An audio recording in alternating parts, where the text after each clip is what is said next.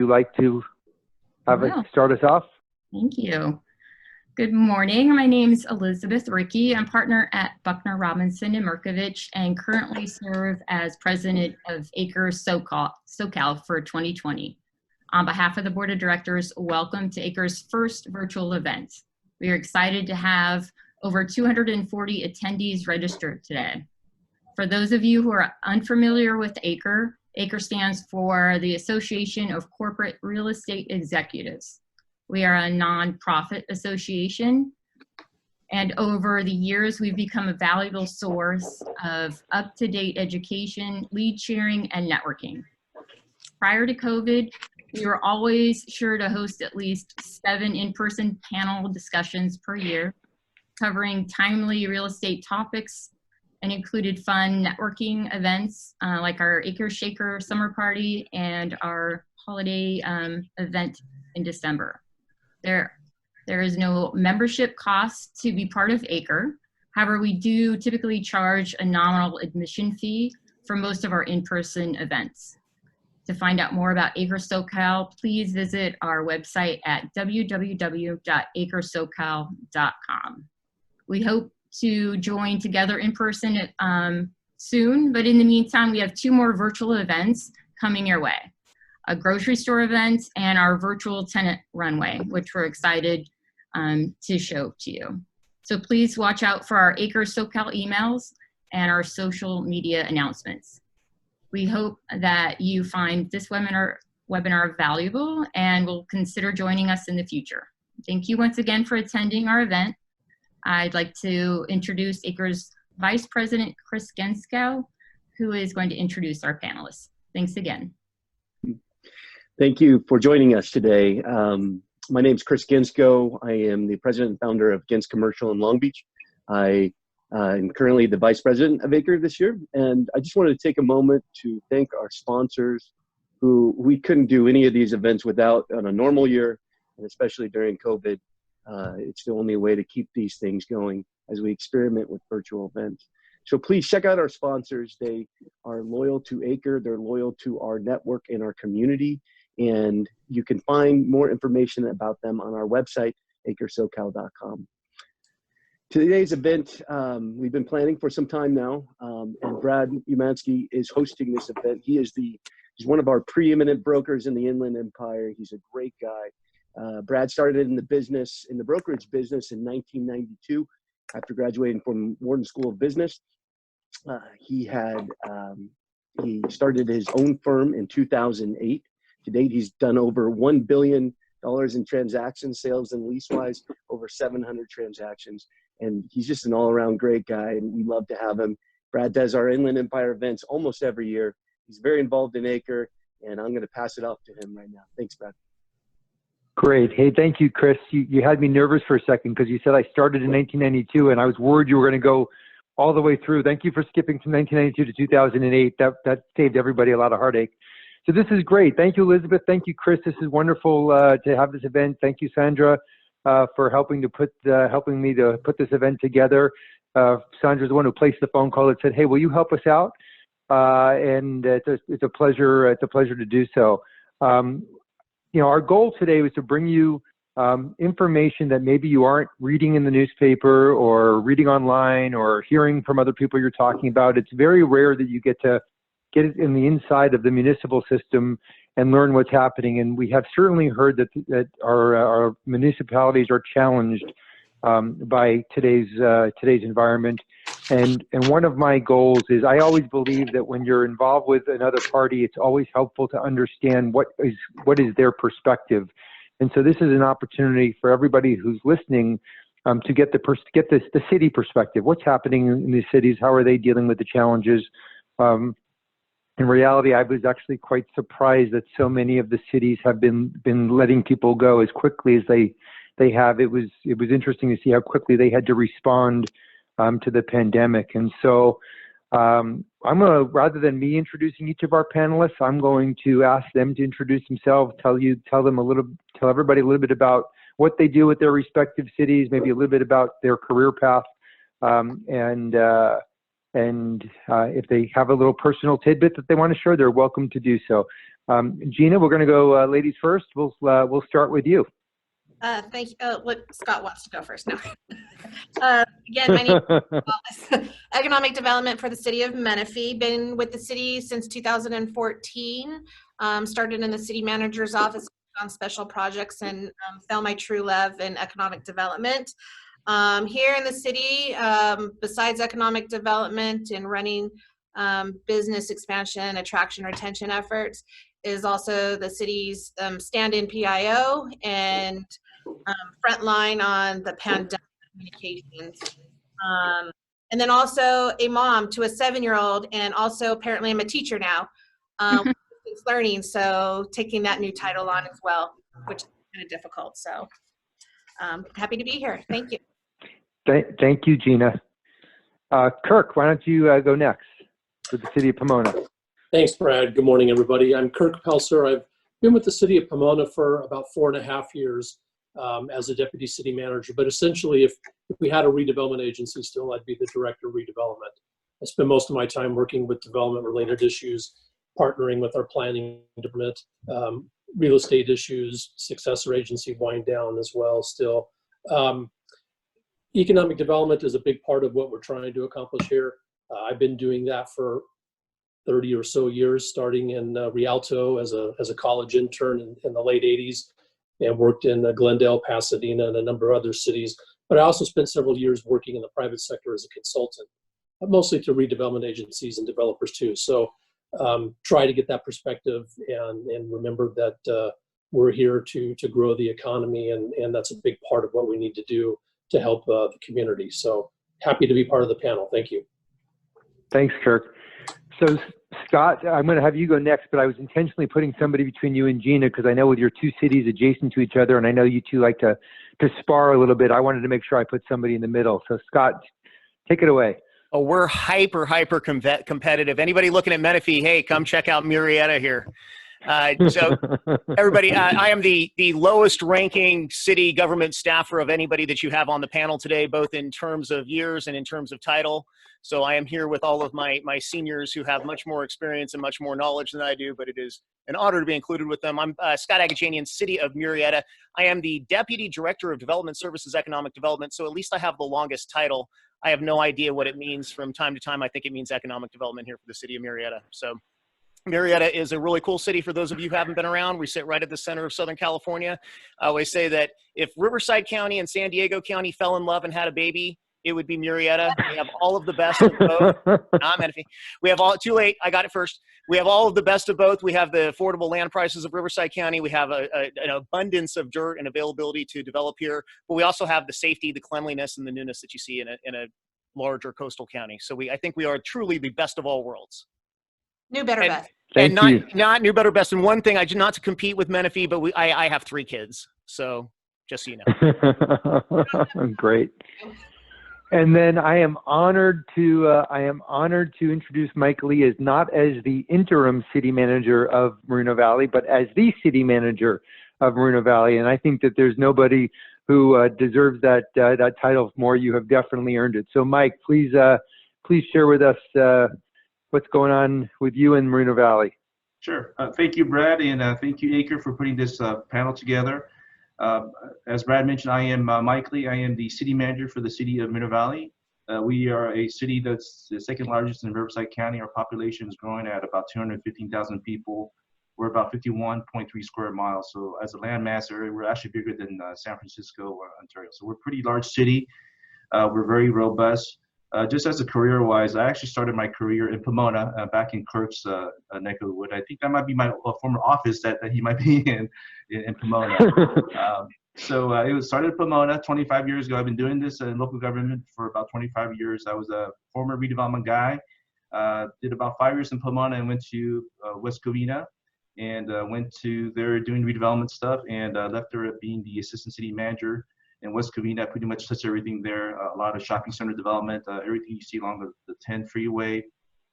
I pretty much had a hand on in developing the 2 malls, a lot of the auto centers, also the Big League Stream Sports Park, and also doing a various housing project under redevelopment. And also as the ACN did some fantastic work over in West Covina. about 5 years ago, I decided to come over to Moreno Valley and serve as the community development director at that time. And for the last 4.5 years, I was serving in that capacity. And for the last 6 months, I was serving as the interim city manager. And just recently, the city council made the decision to appoint me as their city manager, serving this fantastic city. Thank you. That's great. That's wonderful. Just kind of a quick, so we make sure we're all speaking the same language. Everybody's fiscal year goes from July 1st to June 30th. Is that correct? A little thumbs up or a nod of the head. Okay, good. So we're all good there. So if you, I'm just going to ask each of you briefly to kind of share, like, where did your city, from a revenue perspective or deficit perspective, kind of finish the 2019-2020 year, and then maybe what's the budget look like for 2000? What did you guys have to cut to make 2020 to 2021 balance? And for those of you who don't know, cities have to balance their budgets. They're not like the federal government. They can't borrow a bunch of money. They have to make the numbers equal, at least when they put it on paper. Mike, maybe you could start off and share with us what the numbers look like for Moreno Valley. Sure. So our general budget is about 110, and in this past year it decreased about 106. And so about 4 months ago, we understand what was happening, and so we started doing some policies to really help us try to project what's going to be impacted.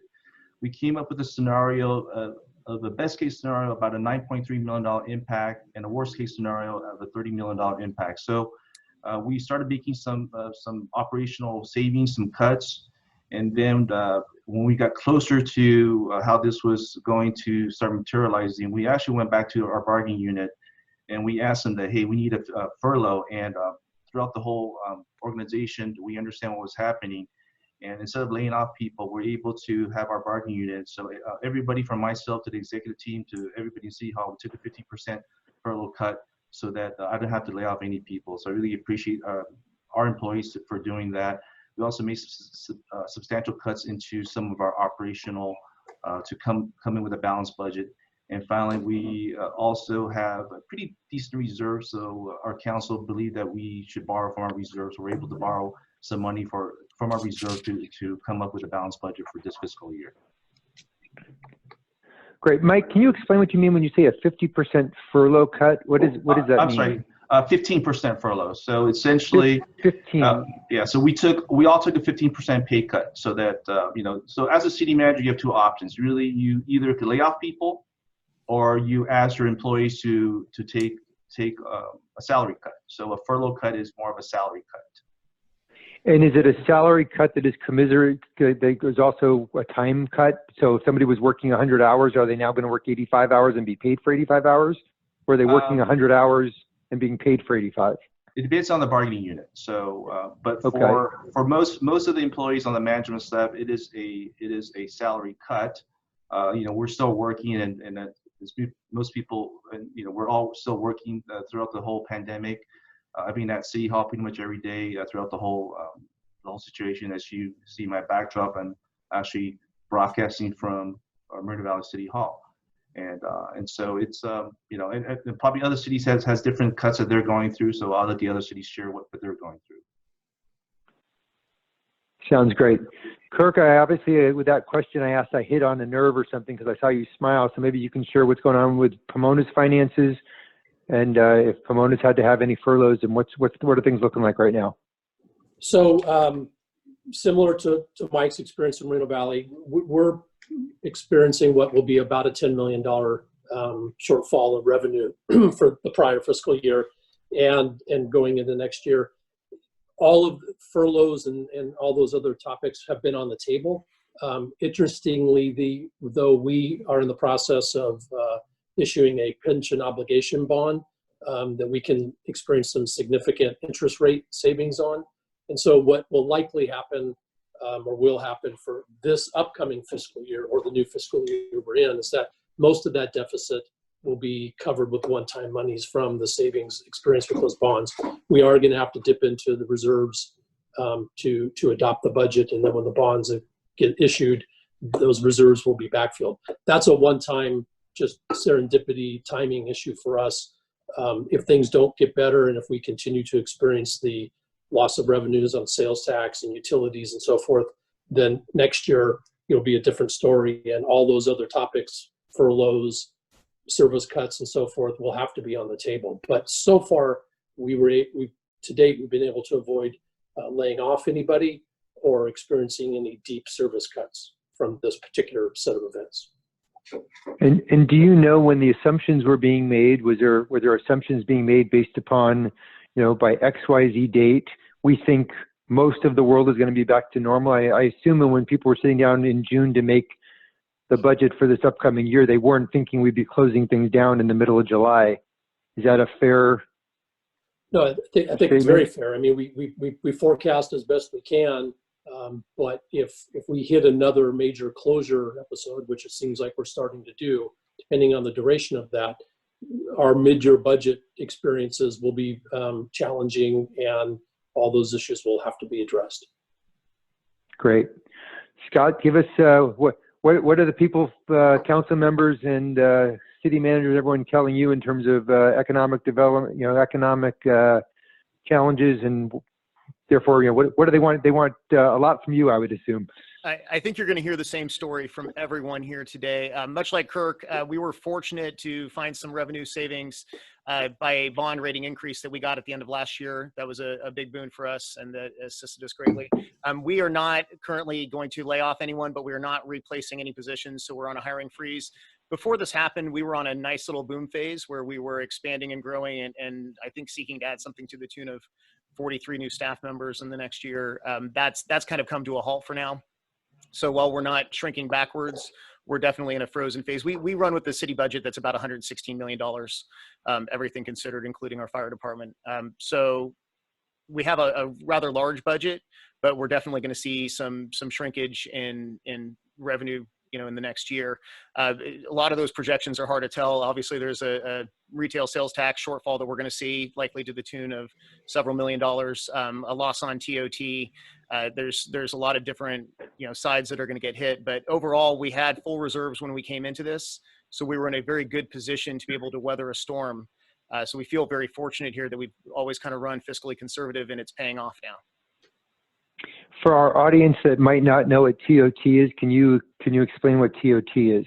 So it's the transient oriented tax, which is the hotel's tax. So when you go stay in a location and you're paying that additional tax fee that you pay for staying in a hotel, that goes back to the city, and 100% of those revenues come back to the city. It's not a split like you get with sales tax. Which is why hotels are so high in demand. Cities want to attract hotels so badly, versus sales tax is only 1% of what's generated in your city, but you're saying all of it goes for the TOT. Yeah, the occupancy tax 100% goes back to the city, so they're rather favorable amongst cities these days. They're the kind of fashionable thing. Got it. Gina, you're with Menifee, which is probably one of the newest cities in the Inland Empire in terms of not just age of the city, but also in terms of the age of all the improvements. I'm curious as to if that's made a difference or what impact what we've experienced has had recently. To your point, being one of the newer cities and probably one of the babies here, we're just about 11 years old. We're still trying to build ourselves out, and when it comes to the fiscal impacts, we have about a $60 million budget, so it's not as large as our friends here today. However, the impacts are a lot less as well. So as we're also building our industry, what we've been concentrating on, and also our additional retail, it's been about I would say last fiscal is 1.4 million when it came to sales tax and the deferments from the state. And then looking at next year was just about 4 million. So the impacts are a lot less than our surrounding city, but we were also in expansion mode, and we've probably hired close to 50 people in the last couple of years. Our planning department to deal with a lot of the intake of projects, and then also with public safety. So what we've done is we've frozen a lot of the positions, about 11 positions, and then that was aside from our public. So July 1st, we started our own police department, so that cannot be touched. That was full speed ahead. And so we moved forward with that. That was not frozen in any way, shape, or form. And then we've partnered with Murrieta on the dispatching with that. It's about 14 positions. So Scott and I like to have a lot of fun, but we're actually really good friends. So, but overall, to your point, yeah, being a young city, I think that our impacts were a lot less. And we'll get into some of the discussions of what we're seeing that is a little bit different than some other cities too. Great. Great. And for those in the audience, if you have any questions that you want to ask, we are going to try to work some of your questions in throughout the webinar. And I would encourage those to try not to use the chat room either as for advertising or for bantering about discussion, but use it as for questions that we can then ask the panelists. I want to go on to a topic that I think is really amongst the most educational topics for everyone on the call because of how nebulous this is. And we were kind of chatting about this in the pre-call, and it kind of proved the point, which is, does online sales completely harm the individual cities, or does it help cities in certain ways, or how does it impact the various cities? And I'm going to ask Mike to kind of lead us off with so explain, if you could just explain the part about if I order something online and it is shipped out of an industrial building in Moreno Valley, what impact does that have on Moreno Valley from a sales tax perspective? So as you know, at Moreno Valley, we are really a mecca for industrial development. Last several years, we're averaging about 5 million square feet of industrial absorption every year. And right now, as we speak, right behind me, there's another industrial building that's being constructed. So right now, another 2 to 3 million that's under construction right now. So we really have been focusing on industrial development because we understand that with e-commerce and also manufacturing, also logistic, industrial is a huge growth factor for a lot of the cities in the Inland Empire. And you see a lot of companies coming out here. And we actually are very aggressive going after some of the e-commerce's company. And that because we know that if you do order something out of the e-commerce facility and they're able to designate their point of sale in your city, you're able to capture that 1% sales tax. So most of that sales tax would go to you. Now there's other variations of how that works. There's a county pool and a state pool, and if they don't designate, it kind of falls into a pool system. But for a lot of cities in Inland Empire that has industrial space, we use that as really a opportunity to go after companies that not just generate jobs, but also revenues for the city. So if I order a pair of Skechers shoes and they come out of the Skechers warehouse in Moreno Valley, who's getting that sales tax revenue? So for Skechers, we actually have both. So if they designate the point of sale in Moreno Valley, then we get if you order online, yes, that goes to Moreno Valley. And also, we also have this is my shameless plug, we also have a Skechers outlet. So if you drive by the 60, stop off and get off the road and shop at our outlet center too. It's actually a really cool store. It's kind of fun to shop in. It's kind of fun to shop in a retail store that's in an industrial building, and my guess is we're going to see more of that. Now, Kirk, I think you were explaining that how do you get somebody to designate your city as a point of sale, or is it something that is automatic? And then if you know how that whole pooling works, I think people would like to understand that part of the concept.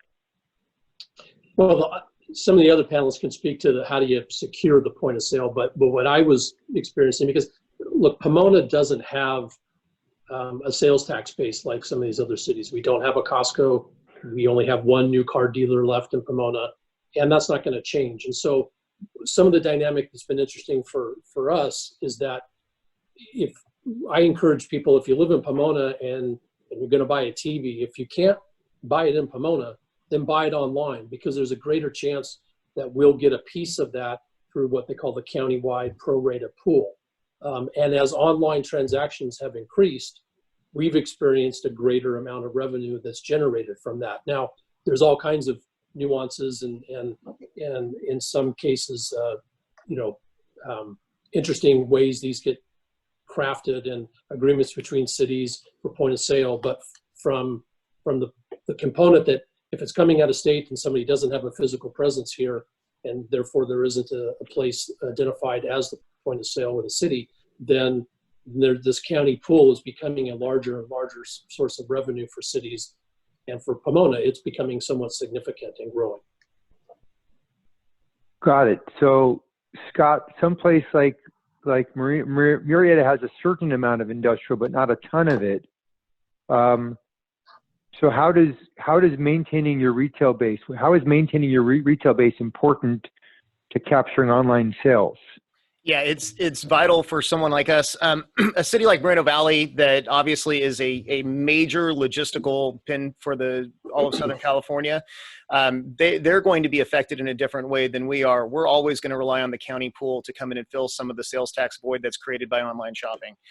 We're never going to be, a logistical hub. I think Menifee has some opportunity to your north because you still kind of hit the accessibility to some of those freeway routes. But until they build a freeway that runs right through the 15-215 corridor and across the mountains out to the coast, we're probably not going to fall into that. So what's important for us is making sure that we're capturing our share of the regional sales tax. And that comes from both the local community. We're fortunate in South Riverside County, we have very high income rates.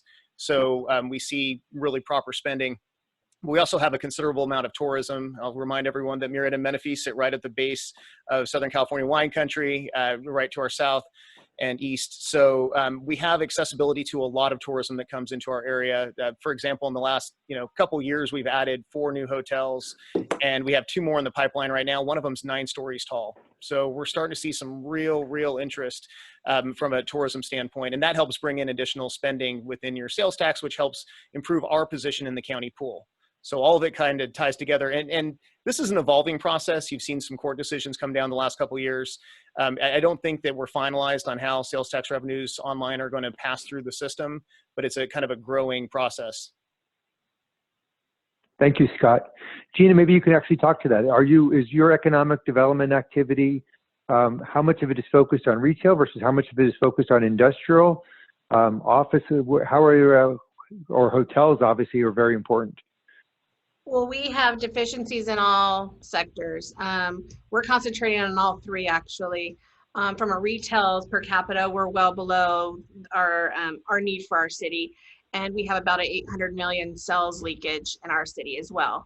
And when it comes to office, we have about a 300,000 square foot deficiency. And the good thing is through this pandemic, we've actually had 4 projects go into escrow for office development during the pandemic. And when it comes to industrial, we have a deficiency there. We've been concentrating, and what Scott talked about was what the city was concentrating on, and towards the north of the city.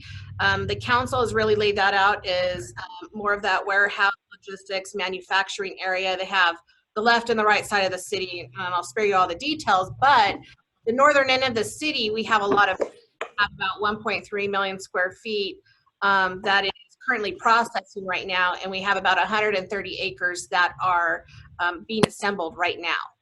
So it's tying into the clustering that as you start to move down the freeway to the south, and a lot of the broker community is really at the market thinking that Menifee is kind of the tip of that, the north of our city. So you're starting to see it make its way down into our market right now. So people are jumping on that bandwagon. Really interesting. One of as part of our discussion earlier, it really became clear to me, you could have a city with 0 industrial base, and your city could be the one that produces 50% of the sales tax revenue compared to another city.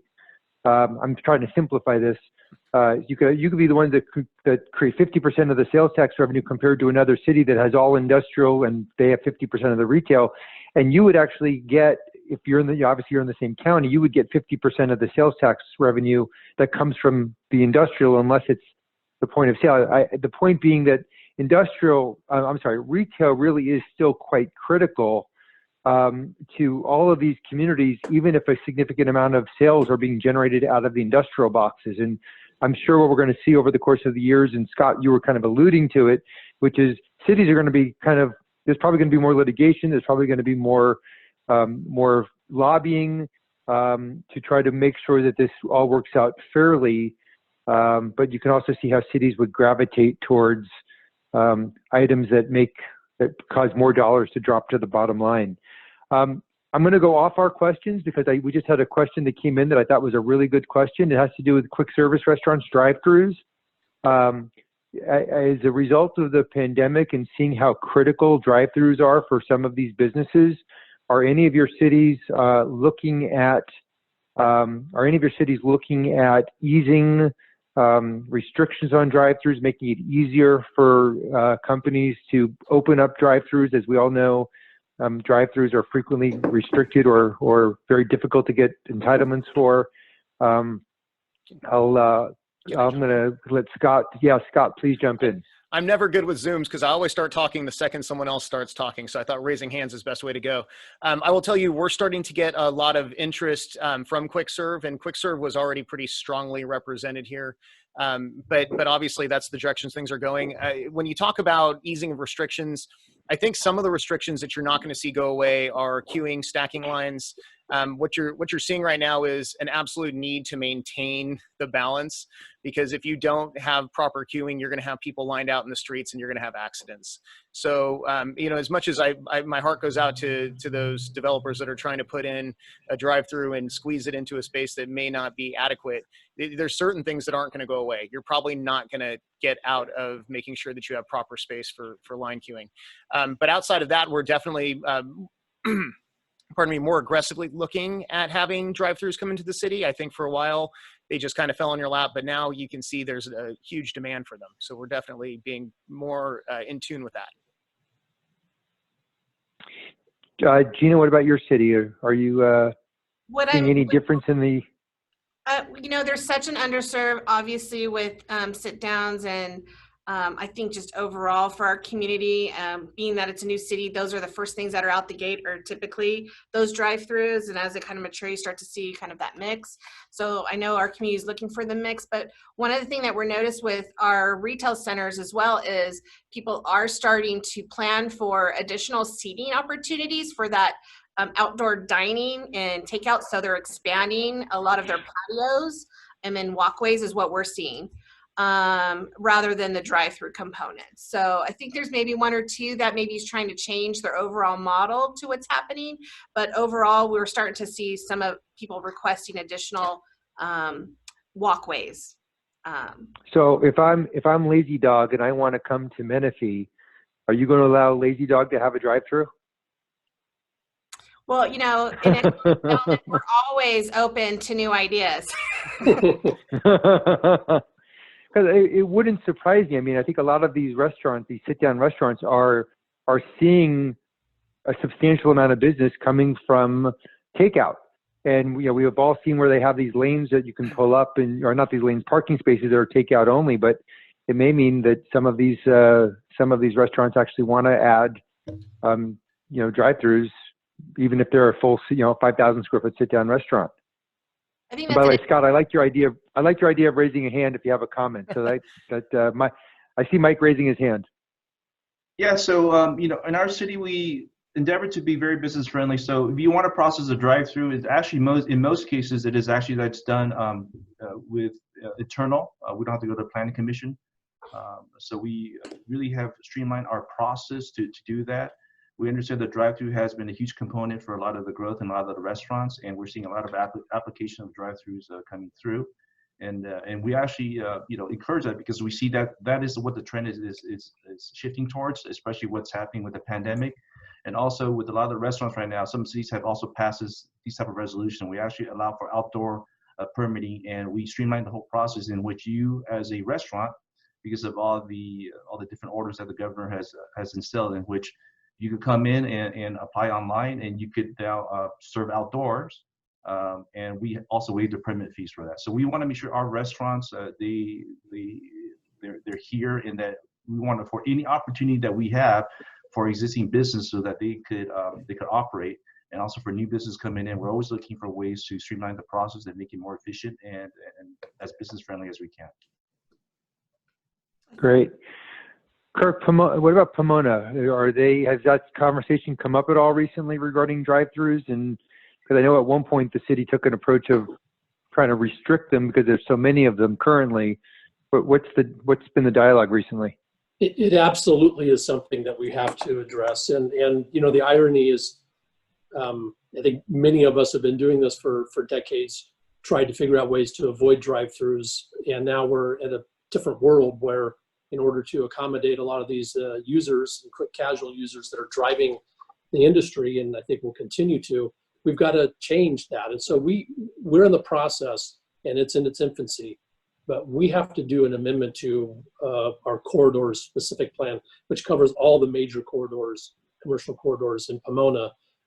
We've started that process. It's going to take a few months, you know, probably to go through, because it's a major amendment to a document that was adopted in 2014. And we've got some work to do, candidly, with the community and with some of our elected council people to understand that the world is changing, and that if we want to be competitive and accommodate some of these users, that we're going to have to be flexible. To Scott's point, though, you know, there are real issues about how to mitigate queuing and traffic impacts and things like that. So we're trying to do it in a thoughtful way, and candidly, we're trying to target it towards desirable drive-through uses versus some of, you know, rather than just a proliferation of traditional fast food. And how to balance all that's going to be a challenge. But we're starting the process, and I hope to get it done this year. Great. Scott. Brad, we don't want to end this conversation on food. It's making me hungry, and it's around lunchtime, so I want to keep this going. I think a couple of great points were brought up in here. And Brad, I think you've talked a little bit about this on the omni-channel side, which is what is a quick serve anyways these days, and how are things blending? Because we have a restaurant that's nearing completion right now. It's got a full sit-down dining room. It also has a coffee bar, which is a separate fast casual entrance. It has a drive-through, and they do delivery all in one place. It's called Rival Coffee, opening soon. And it is what I think you're going to see, you know, the beginning of a new generation of restaurants coming along in the same way we've seen Amazon shift retail. I think you're going to start to see restaurants learning from the COVID experience that they had new revenue channels that they weren't recognizing before. And so I think you're going to see a greater stretch towards having delivery, even having more drive-throughs on what wouldn't be considered a drive-through location. Mike, we also did an outdoor dining plan, and I think that was a great move, because in the beginning you weren't seeing a lot of use of it, but now we coupled it with an outdoor patio plan where we got some of the local vendors to put out tents at a reduced rate for the restaurants so that they can actually sit outside and not be overheated. And it's really picking up steam. We're starting to see a lot of restaurants move outside. So I think all of these tools are just things we have to look at as the dining world evolves. Thank you, Scott. And speaking of getting hungry, one of the questions that just came in, and it was something we had talked about a little bit prior to the call, was do you think your cities will become any more lenient towards cannabis sales, based upon the fact that cannabis is, I believe it's something that you can tax within your cities, and tax, you know, pretty reasonably, and create potentially some pretty good tax revenue from. Gina, is Menifee going to be the next cannabis capital? Look at, and before you answer that, watch Scott. Scott's answering the question for you. What's new? I would say, you know what, our council would say no, we're not going to be the next cannabis capital. They did come out, they do have a complete ban on all forms in the city. And, you know, depending on how, you know, prolonged this pandemic is, and, you know, we have also our sales tax measure that's up for repeal right now. Depending on, you know, some of those outcomes, you just never know. You just never know. But right now, as it currently stands, the council collectively has taken a stance of a complete ban. Okay, now, Mike, Moreno Valley does allow cannabis sales. Can you explain in what manner do they allow them? Is Sure. it industrial growth? Is it retail? Where are the different avenues, and what's been your experience with it? It's all the above. So actually, Moreno Valley, we have one of the most liberal and aggressive cannabis ordinances out there. We allow for your retail dispensaries, also allow for testing, also for cultivation, micro business, distribution, and manufacturing. So we have set numbers for each of the categories, and a lot of them are going through the process. We had a lottery system last year, and we're going through the process. Just earlier this year, we had our first open up, and we probably have another a dozen or so that's going to open up in the next couple months. And for each cannabis business, and it's all about revenues and projections, is that for each business that we're able to open, we project about $75,000 of new revenue to the city. So and those are annual revenues to the city, and not including the jobs and some of the other benefits. And we're also seeing a lot of these cannabis businesses going to some of the former shopping centers and some of the retail centers, and taking up some of the spaces that's been vacant for a long time. So we're seeing that as an added benefit to add more activity into some of the shopping centers. So to answer your question, yes to all the above. And so far, it's been good. So it's generating a reasonable amount of sales tax revenue? Yes. Or cannabis revenue? And obviously the fears that so many cities have relative to cannabis sales, how would you rank it relative to? I mean, has it been very challenging, mildly challenging, or not challenging? How would you say? I mean, obviously you don't want all of your surrounding cities to do the same thing, but maybe you do. I don't know. Well, I think that's where we set a threshold numbers on how many permits we're going to allow for each category, and as demand increases, and council may want to increase the capacity for more permits, but it's really a whole factor of the market demand, and we're also gauging how each of the businesses are doing. We probably won't allow more business permits to be issued if we don't see the demand there, because of course you don't want to saturate the market, but also kind of the fact that you're going to have some illegal cannabis businesses they're trying to open. So the enforcement, we're trying to shut down the illegal ones, but also then we open up a new one. So actually the demand's always going to be there, and whether or not you want to tax the demand or not tax it. So I think that the policy of allowing for legal cannabis business in our city and taxing that demand has been beneficial for the city, for our city at least. Okay. I'll leave it up to Scott or Kirk. Do either of you want to address? Either of you have a desire to address the question at this point? Less than any subject I could imagine. We kind of stand in line with Menifee at this point. We are going to hold back and wait and see how the market unfolds. We tend to take a little bit more of a conservative stance on this particular issue, and we're just seeing how it's affected in other cities first. So we're allowing them to guinea pig. Sorry, Kirk. That's okay. So Pomona, somewhat similar to Moreno Valley, we have a process in place. We're going to issue up to 7 permits as a starting point. We spent a lot of time over the last couple of years going through and whittling down the zoning maps of where the uses will be allowed. We had candidly some problems with neighboring cities that then threatened lawsuits, so we had to whittle that down even further. But we have set up a lottery type system, and we've tried to remove any involvement of staff or elected council people in the review process. We hired an outside consultant that's qualified to review the application. So we haven't issued any permits yet. We're getting very close to doing that. I think one thing, though, it's an important thing to remember is we were a couple of years ago looking at how to do this. A lot of the people in the industry felt like 30 to 40% of the market would always remain in the black market. I think that number is going to be higher. I think we're seeing that the state and municipalities, in the rush to think there was going to be a bonanza of tax revenues, probably are overtaxing, and as a consequence, I think you're going to see well over half the market stay in the black market until there's more structural changes made statewide. Thanks, Kirk.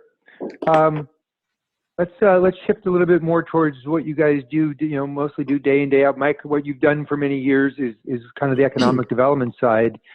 Obviously, we all know that about 10 years ago, the redevelopment agencies went away, and that's really took a lot of the tools out of your tool chest.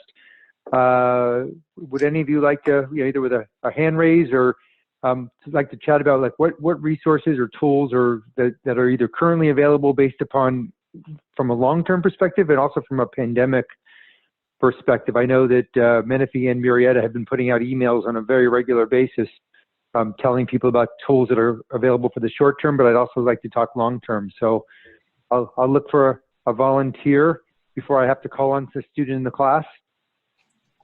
Scott, I'm calling on you. Okay. Hey, so I think you exactly nailed it. We went from being a city that put out a monthly newsletter to one that puts out a daily one to try to keep up with all the resources out there. And I'm very proud to announce we're about to give away our first Back to Business grant, which here's the grant check right here.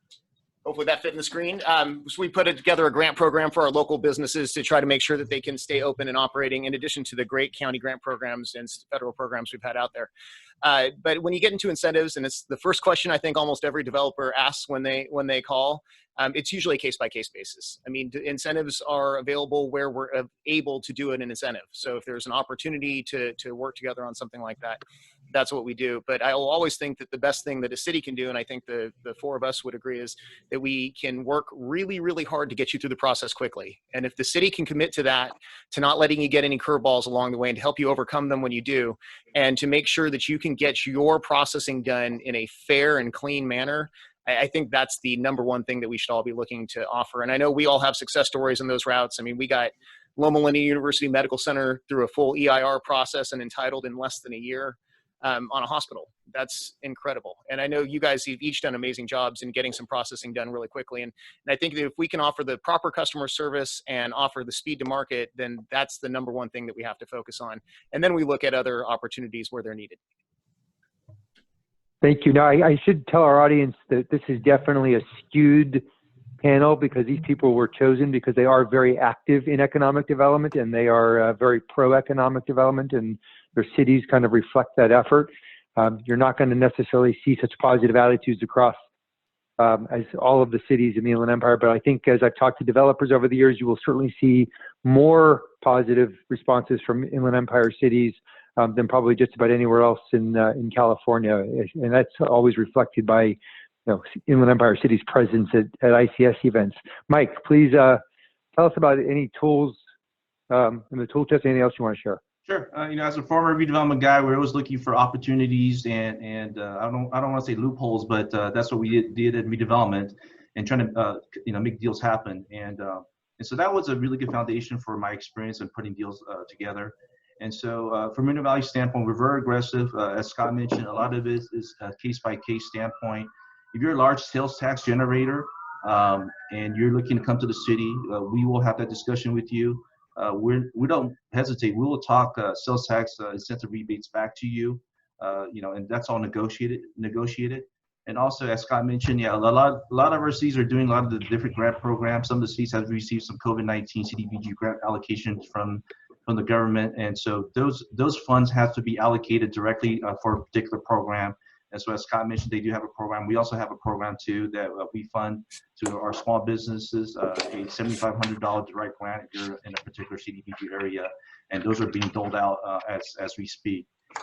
And we're also working with the county, and they also have some money for various grants, and hopefully we could dole out those money to a lot of the businesses that do need the funding help right now. And what Scott mentioned, it's really about understanding the business. If you go to a city and it'll take you 2 years to go through a entitlement project to get, let's just say, a drive-through open, or you go to, for example, Moreno Valley, it'll take you 3 months. You save over 1.5 years of entitlement headaches and carrying costs. And so our focus has always been streamlining the permitting process, trying to make it more efficient for the business to come in and try to get you in and out of the permitting process as quick as possible and get you up and running as quick as possible. And as a standing protocol for a lot of the developers that come into our city, they all have my cell phone, they all have our economic development people's cell phone, they have our planning director's cell phone. So if they need to have quick answers, we're there to answer your question. And as many of you have done business in Moreno Valley, you guys have called me on the weekends and I'm responding to you on the weekends. So it's really about being business friendly, make sure that we understand what the business needs are and working with our business and tenants as a partner to get you through the process, to get you up and running as quick as possible, because we need you to help us survive. And I can vouch for the fact that every person on this, I think I have emailed every one of the people on this call outside of normal business hours, and have definitely received responses outside of normal business hours, even though I didn't need to have a response outside of normal business hours. But it's very impressive. Gina, have you seen Menifee, besides maybe sales tax rebates or streamlining the process? Have there been any projects where it's either been either off-site improvements or what else have you been able to do that's helped the project along? I just want to give Mike some kudos. I get all excited when a city manager is so pro-economic development and understands that process. It's so encouraging being in this department to have that, and we have that here in Menifee too. But I just want to give you kudos, Mike.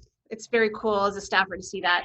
On the same token, to address what you're saying, yes, what we do is we actually have a business incentive program that is actually very flexible and open. And it's not so much where it just points to only one type of incentive program. It gives us the flexibility to work within the parameters that we set to address the needs that our community is asking for. So of that, yes, it is. It was assisting with offsite improvements, trying to be creative in ways that maybe it's not a sales tax generating use, but becoming very flexible and using unique ways to create some type of deal to make it work, especially if it's a job creating, so to speak. So just like everybody else, we have a streamlined process. We're doing design charrettes as a way to streamline the process for them to get them in and out. And actually, we also introduced a flat fee structure, so that way they have certainty on what the costs are when they're doing their pro forma. And so that way it's not a deposit-based system to where it just adds cost to the project over time. And they have a budget just like, you know, we do at home. And so any way that we can work to make sure that they're within that budget, we're gonna try our hardest to. Great. Well, we only have about 8 minutes left, and so I'd like to give you guys a chance to think about it. We're gonna talk for a few minutes about kind of advice you would give developers, tenants, brokers that are kind of trying to do business in your city, and then I'd like to follow it up with kind of maybe just a short, each of you having the opportunity to give kind of a short commercial about, because it's actually been a question that's been asked a couple of times on the Q&A, kind of what's happening in your respective cities, like, you know, any sort of specific major products or something that people may not know about. And so along those lines, you know, Kirk, if I'm coming to do a project in Pomona, what would you recommend is the best way, you know, to approach the process? Well, you know, you can all start with me or our planning director. We work very well together, and I want to just emphasize in my answer some of the stuff that's been raised previously and give it some context. When I got to Pomona 5 years ago, we were still in the midst of the staffing reductions that came about of the Great Recession, where the city lost over 200 positions, including in our planning department. And we were not very good. In fact, we were horrible at processing plans. It would take 18 to 24 months to get you to a planning commission hearing for a CUP or an EIR. That we've completely reversed that. You can do an EIR in 9 to 12 months now, which is how it should be. We can get you to the planning commission in 3 to 6 months for a CUP. So we're back to where we need to be and responsive to the industry. And so, you know, you can start with me. And I know there's been some questions that some of the attendees have posted about Pomona. My details for contact are available, and you can call me or email me directly, and I will get you an answer right away. Thank you. Thanks, Kirk. Anybody else want to give any advice for the development, brokerage, retailer community about how to, you know, what can they do on their side of the equation to Mike? Sure. I think it's really, I'm going to simplify and make it into 3 things. First is that understand that most cities do have some form of expedited process. You got to ask for it sometimes. And when you're offered that, please do pay the expedited fee, because it's, you know, sometimes you get calls from developers and said, Mike, I need some help. And so, yeah, we're willing to help you, but there's an expedited process. Well, did you pay for the fees for it? And no, well, then, you know, it's kind of harder to help you when there's a system in place for expedited process. So if that's offered from a city, please do capitalize on that. Also, some of the cities, for example, Moreno Valley, we have invested a lot of money into digital technology. So right now you could check your plans, your permits online, and we're going to be issuing permits online. Also, we just secured a new module to now have plan checks online. So all of our planners and engineers will be able to review your plans online and give you comments online on, for example, your site plan. And we understand time is money, so we want to make sure that we have that capability. And as other cities will be investing into the online format. So we have aggressively invested into the online formatting and process, because as I mentioned, our city's hall hasn't closed. We haven't stopped for business during the whole COVID-19. Inspectors are still out there. Developers are still meeting with a lot of the city representatives. And finally, for a lot of developers and tenants, when you go meet with the city, please know your project. When you come in, please let them know what is your project, how big it is, and also how many jobs it's generating, and also potential sales tax revenue for the city. And because that helps a particular planner or a economic developer to understand your project, and also understand that this potentially has a lot of benefits for the city. And you should be able to tout the benefits of your project to any person that you're working with the city, because if you can't, unless you have previous redevelopment experience, I could tell the benefits. Sometimes I can tell you the benefits of your project better than the tenant themselves, and which it shouldn't be that case. So really understand the benefits of your project. Make sure you're able to convey that to the city when you're dealing with them.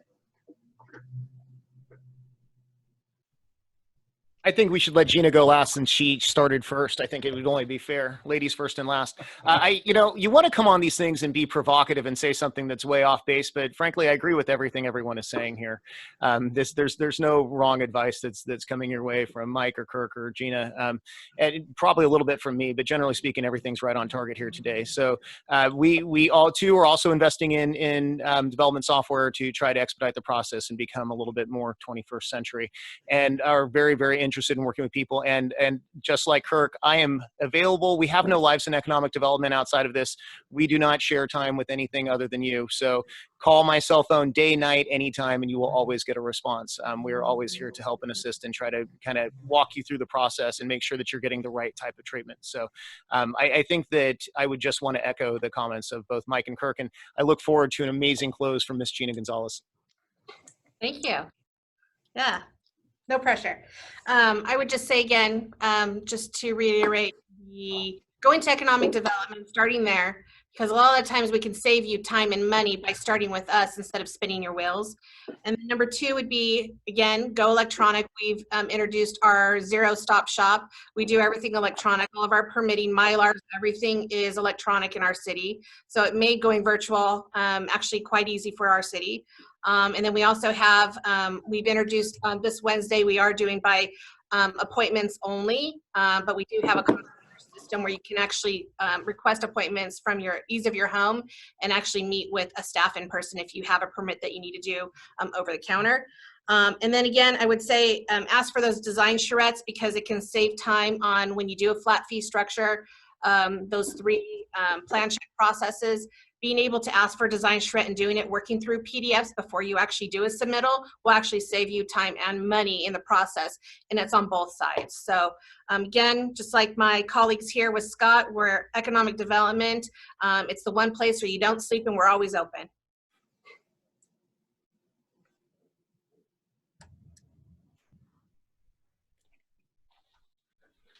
Sorry about that. I got fidgety and I pressed my mute button. Mike, I know you can go on for hours about all of the great things that are happening in Moreno Valley, but could you just kind of give everybody kind of some of the highlights of some of the newer projects that are, and especially some things that may be coming down the road that could affect where retailers might want to go? Sure. So as I mentioned, the city is it's large, and large in population and large in growth and large in our land mass size. So we still have a lot of land for developments. As I mentioned, we are heavily focused on industrial. The City Council just recently reapproved the World Logistics Center project, which is now a 40.6 million square feet industrial corporate business park over 2,700 acres. This will be the largest industrial corporate business park in California history. But we haven't stopped there. We also, Kaiser is expanding. We just recently approved a 1 million square feet expansion for our Kaiser Permanente hospital system. And we're going to have a groundbreaking ceremony sometime this week. Also, we are also the seat of the county hospital system, the Riverside University Health System, in which they just recently opened a 200,000 square foot medical office building on the 32-acre campus for their future expansion. Another 1 million square feet of medical office that is being proposed in Moreno Valley. Our commercial centers, we're doing, as you know, the pandemic has affected some of our commercial retailers, but we still have things that are under construction. We have a brand new auto dealership that's under construction, a Kia dealership. Just early this year, we opened up 3 hotels that we worked diligently on getting them open. So we have 3 new hotels coming on the pipeline. Also, we have some old shopping centers that's being repurposed for industrial development, but also adding more tenants. We're seeing a lot of strong push on grocery anchor tenants coming to our city with our population growth at 5% annual population growth. And then also from our average household income went from 63 to 85,000 average household income in the past 5 years. So those are a lot of good numbers for the city. I'm very, very bullish on the Inland Empire because I see a lot of growth coming out here. We're seeing a lot of housing developers coming out this way because all those people coop up in their apartment in downtown Los Angeles or other highly urbanized cities. They're trending, and their economics are projecting. A lot of them are going to want to have their little nice homes with little backyard, and we're seeing that trend coming to the Inland Empire. So I'm very, very bullish on the Inland Empire. I think that's your mic drop moment, Mike. Perfect. Kirk, want to give us a little rundown on some of the activity that's happening in Pomona? Sure. Pomona is a largely built-out community, and so the opportunities here are driven more by infill, which are difficult, and they involve more land assembly, which can be challenging. And so what Pomona's tried to do is really allow density by right. And what we are experiencing, and I think will continue to drive the opportunities, the commercial opportunities in Pomona, are residential development, and that comes in the form of small lot, single family developments, kind of like Mike just described, to multifamily density. And despite the COVID situation we are currently in, I don't foresee that people are going to stop building apartments in LA or Orange County or anywhere. And so we see that as the driver, getting those doors, getting those households that have the incomes that can support residential, or commercial, retail, and food users that will want to be there when the residents are there. So it's an infill market here. It can be more challenging. It takes time. But what we've tried to do as a city is to allow a lot of density by right, a lot of development standards that are development friendly, so that a developer can make sense of that assemblage process. So, Kirk, I think what's exciting is I think because Pomona is the most western city amongst what we would call the Inland Empire, I think we're going to see a lot of the trends that eventually work east happen in Pomona, which is kind of going to be fun to watch, a lot of that infill development. So, Gina, I'm going to leave it up to you. You can go now, or you can let Scott go now. It's your choice, Gina. I'll let Scott close because he's got something wonderful to close with. I will say that, overall in the city, we have about 200 active projects that are making its way through our process, from commercial to industrial to office development. And we have about 12 active actual retail projects moving forward in the city. And we have had one project that was affected by COVID, commercial lending. And so we're hopeful that the market turns around and that will, relinquish and generate back up. But with that, overall, we've seen an 11% increase as of this time last year with overall residential activity. We've closed last year with 1,100 building permits when it came to residential, and we're on track to hit 1,200 even with COVID. We've had a lot of our residential developers buying additional land even during COVID. And then we've seen, as I mentioned before, we've seen just with office development, 4 additional projects go into escrow, 2 commercials go into escrow. And as Isaiah said, to the north of the city, they're concentrating on that 130 acres of industrial assemblage right now. So my picture that we're painting in our city is that it's a very promising, while it's discouraging overall with the closures. I think overall what we're seeing is we see confidence in the development community that this is a short-lived V, downward V or a V bounce back, so to speak. And I think now with the closures as of yesterday, it's now a W bounce back, but nevertheless, we're very hopeful. Thank you, Gina. Scott, close us out. Okay, so everybody in South Riverside County knows that we're treating like Menifee as the little sister city right now, but we know in a couple of years they're going to be the big city down here. The way they're growing and expanding, it's scary. And so we all got to play really nice lest they stomp us later on. We got some cool stuff happening in Murrieta. We have a fantastic pipeline. Kaiser is also here and doing a major expansion. Fortunately, Kaiser recognizes the medical demand for South Riverside County. All of our medical players are expanding. They're working on phase 2 right now, which is a surgery center on what will grow out to be an 825,000 square foot, 40-acre campus. So that's very fantastic. We also have seen an expansion by Loma Linda Health in their emergency room. They just expanded by 50%. We're also seeing an expansion by Rancho Springs, that hospital, which is doing adding a major wing onto the center. So healthcare is a big driver in the city of Murrieta. But in addition to that, we got some cool retail stuff going on. There's a Costco coming in. They have just completed the EIR process and are now looking towards getting a building up here in the city of Murrieta, along with a shopping center. It would be a regional commercial shopping center called the Vineyard.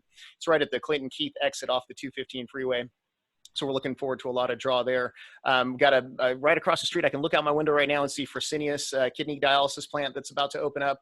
They are curb and guttering right now. We're really, really close. I got a cool one coming in, which is on the corner of our auto mall. We have sold a building, which is a 75,000 square foot industrial building that leads you into our auto mall for some reason. We have sold it to a company called West Coast Exotics. They are building an exotic car dealership that is going to feature all the $100,000 cars up to $2 million cars. But not only that, they've got 2 new car dealerships that are going to partner with them. They're going to be selling brand new Karmas. Thank you, Mike. We appreciate those getting shipped down to us. And they're also going to be selling brand new Salines, which are starting ground up development of their own cars, not just the super muscle cars that they turn your Mustang into. So we're going to have a really cool exotic car dealership that's 75,000 square feet in the city of Murrieta, right at the gateway to our auto mall. So we're very excited about that. We've got some nice infill coming in as well. We've got a floor and decor that's on its way right this moment that we cannot wait to get open because I need to change the flooring out in my house. We've got a couple of new grocers coming in. Like we said, a couple of new hotels, and Wyndham Timeshare is also working on a timeshare project here in the city. So Murrieta is fortunate, like I said, to have a good pipeline. I forgot anybody, forgive me, but we look forward to getting a lot more in the upcoming years because I do think that there's a lot of opportunity left in our region. Awesome. This would be the time if we were in person that everybody would, clap their hands and applaud you guys. And thank you for your time. Thank you, ACRE, for sponsoring this event. Hope everybody who attended learned something. I hope for those of you that have the opportunity to listen afterwards, that it was beneficial to you as well. Thanks, everybody. We're signing off now. Everybody wave.